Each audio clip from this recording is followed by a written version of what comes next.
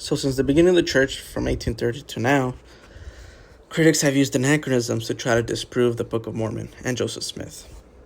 But this has backfired to critics because a lot of these anachronisms have actually been proven to be true through archaeological studies over these past 200 years.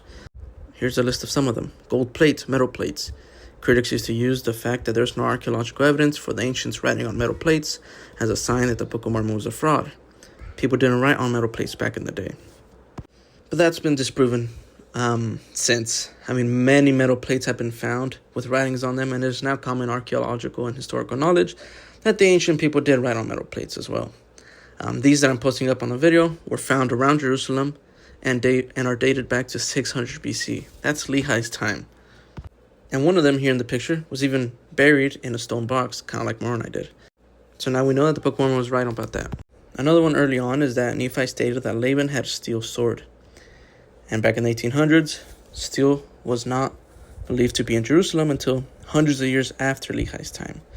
So that was obviously another piece of proof that the Book of Mormon was false, because there was no steel in Jerusalem in 600 BC. Well, they were wrong about that one. The Book of Mormon was right about that one too. In the 1900s and even up until recently, they have found many steel swords around Jerusalem. And they also dated back to 600 BC. So both the plates and the steel swords found around Jerusalem dated back to the same time as Lehi. So the Book of Mormon got that one right.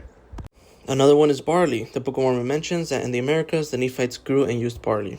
But there was no barley in pre-Columbian America. That wasn't until 2005, where they found and now know that there was barley in pre-Columbian America. Here's an article about it. And the natives have been using it for thousands of years. So how did the Book of Mormon or Joseph Smith guess that one right? Another one is that the Book of Mormon claimed there was large cities and roads and towns and structures, and that the people in ancient America used cement to build, which was crazy for critics because there was no cement in pre-Columbian America. Well, that was until the mid and early 1900s when they uncovered all the pyramids and all the structures in South America, and they found cement. So now we all know that cement and cities did exist in pre-Columbian America. And there's so many more. Here's a list of anachronisms or false claims that the Book of Mormon gave at some point. The red indicates that they weren't proven. And then here's the same list updated with what has been proven in that list since the 1830s. Over 80% has been proven by archaeology. There's many quote-unquote false claims in the Book of Mormon, archaeologically or historically, that have now been proven right over the past 200 years. How did Joseph Smith do this?